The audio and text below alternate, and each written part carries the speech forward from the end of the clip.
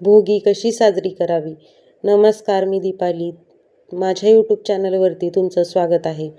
मकर संक्रांतीच्या आदल्या दिवशीचा दिवस म्हणजे भोगी. भोगी हा वर्षाचा पहिला सण आहे. हा पहिला सण जानेवारीत मध्यान्हात येतो. न खाई भोगी तो सदा रोगी, हे आपण लहानपणापासून ऐकत आलो आहोत. भोगी शब्दाचा शब्दशः अर्थ आहे आनंद घेणारा व उपभोगणारा. या दिवशी हा सण साजरा करीत आपण सर्वांनी आनंद उपभोगायचा आहे. कारण भोगी हा आनंदाचा आणि उपभोगाचा सण म्हणून मानला जातो. पण भोगी या शब्दाचा या सणाला दुसराही अर्थ आहे. जेव्हा आपण देवाला नैवेद्य अर्पण करतो तेव्हा त्या नैवेद्याला भोग म्हणतात. याचप्रमाणे भोगीच्या दिवशी विशिष्ट पदार्थ तयार करून सवासणीला जेवावयास बोलावतात. तसे शक्य नसल्यास त्या पदार्थांचा शिधा तिच्या घरी पोहोचता केला जातो. यालाच भोगी देणे म्हणतात. या दिवशी सकाळी आपले घर तसंच घरासभोवतालचा परिसर स्वच्छ केला जातो.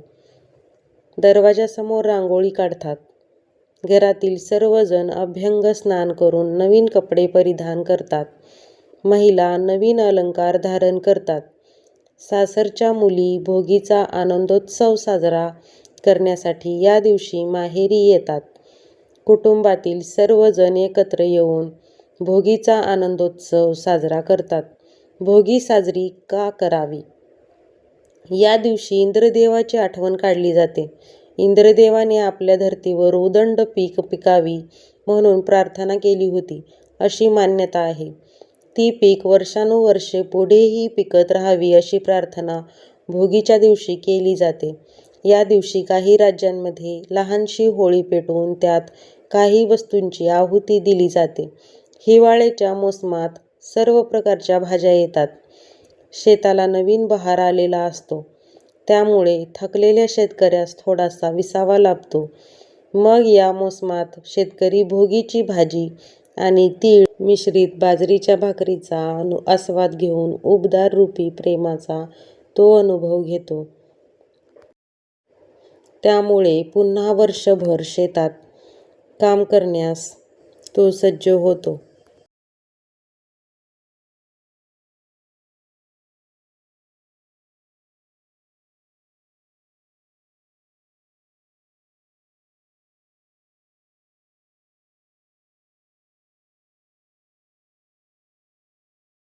मराठवाड्यात या भाजीला खेंगट म्हणतात. संपूर्ण भारतभर हा सण साजरा केला जातो आणि या सणापासूनच नंतर महाराष्ट्रात सगळ्या सणांना सुरुवात होते. या सणाला भारतभर वेगवेगळी नावे आहेत. तमिळनाडूत हा सण पोंगल व आसाममध्ये भोगली बिहू आणि पंजाबमध्ये लोहिरी, राजस्थानमध्ये उत्तर रावण म्हणून साजरा केला जातो. या दिवशी जुन्या वाईटाचा त्याग करून चांगल्या नव्याला अंगीकारलं जातं. नवा बदल केला जातो. म्हणूनच जुनं वाईट ते सगळं संपवून नव्या आरोग्यपूर्ण वर्षाची सुरुवात या दिवशीच करायची. या भोगी सणाच्या दिवशी विशिष्ट पदार्थ करण्याची पद्धत आहे.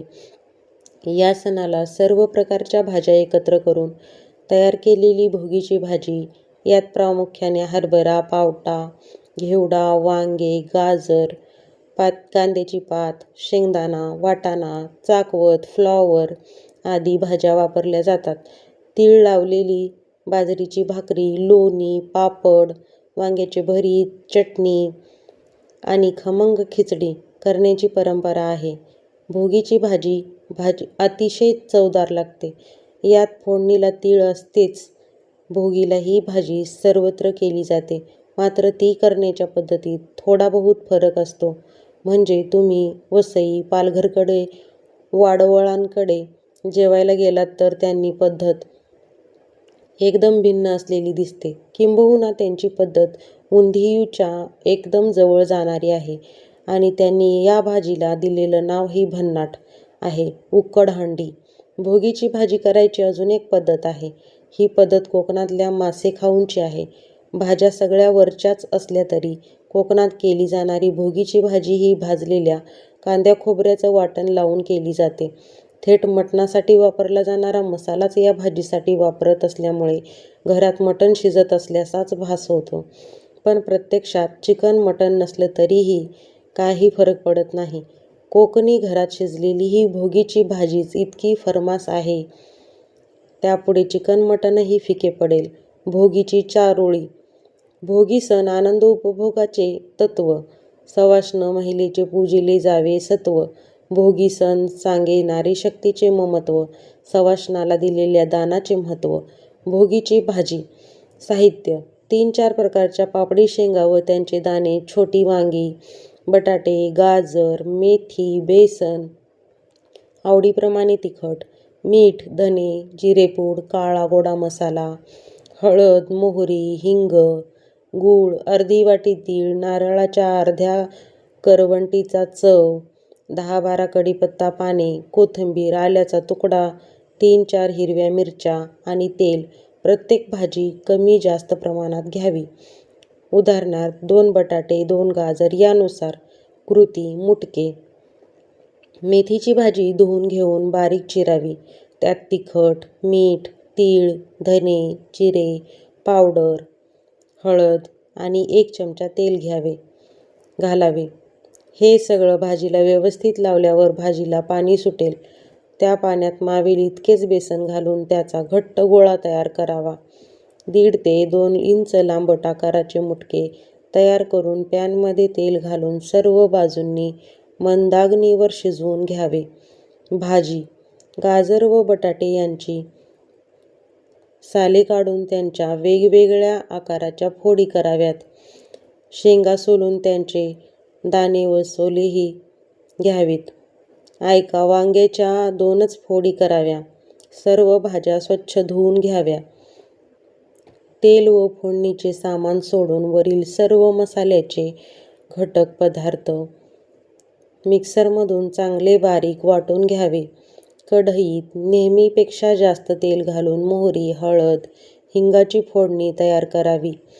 त्यावर निथळत ठेवलेल्या भाज्या घालून परतून झाकण 5 मिनिटे मंदाग्नीवर ठेवावे. वाटलेल्या मसाल्याचा गोळा घालून त्या गोळ्यात भाजी चांगली परतून घ्यावी. भाजीला जितका रस्सा हवा असेल त्या बेताने गरम पाणी घालावे. थोडा गुळाचा खडा घालून भाजी पाणी आटेपर्यंत मंदाग्नीवर शिजवावी. भाजी उतरवण्यापूर्वी 5 ते 7 मिनिटे अगोदर बनवून ठेवलेले मेथीचे मुटके त्यात घालावे. भाजी हलवताना मुटके मोडणार नाहीत याची काळजी घ्यावी. ही भाजी बाजरीच्या भाकरीसोबत छान लागते. बाजरीची भाकरी. साहित्य: बाजरीचे पीठ, मीठ, पांढरे तीळ. कृती: बाजरीचे पीठ व मीठ एकत्र करून पीठ भिजवावे. त्याची भाकरी थापून तव्यावर टाकावी. जरा गरम झाली की पाणी फिरवावे. पाणी सुकले की भाकरी उलटावी. जरा वेळाने उलथणे फिरवून पाहावे. भाकरी तव्यावरून सुटली की तवा उतरवून गॅसवर शेकावी. छान पदर सुटेल. ती भाकरी पांढरे तीळ लावूनही करता येते. तिळाची खिचडी. साहित्य: अर्धा कप तांदूळ, पाव वाटी मुगाची डाळ, अर्धा तास भिजवून, पाव कप तीळ, तूप, कढीपत्ता, मोहरी, जिरे, हिंग, हळद, काळे मीठ, हिरव्या मिरच्या, आले, कोथिंबीर, खोबरे, तूप. कृती: पाव कप तीळ भाजून घ्या. कढईत 3-4 चमचे तूप तापवून त्यात फोडणी तयार करा. नंतर त्यात डाळ, तांदूळ, तीळ घालून चांगले परता. त्यात 2 कप पाणी घालून शिजायला ठेवा. शिजताना त्यात काळे मीठ, 1-2 अख्ख्या हिरव्या मिरच्या व पाव इंच आल्याचे तुकडे टाका. खिचडी झाल्यावर वरून कोथिंबीर, खोबरे, भुरभुरा गरम असतानाच तूप घालून सर्व्ह करा. तुम्ही भोगी कशा प्रकारे साजरी करता कमेंट करून सांगायला विसरू नका.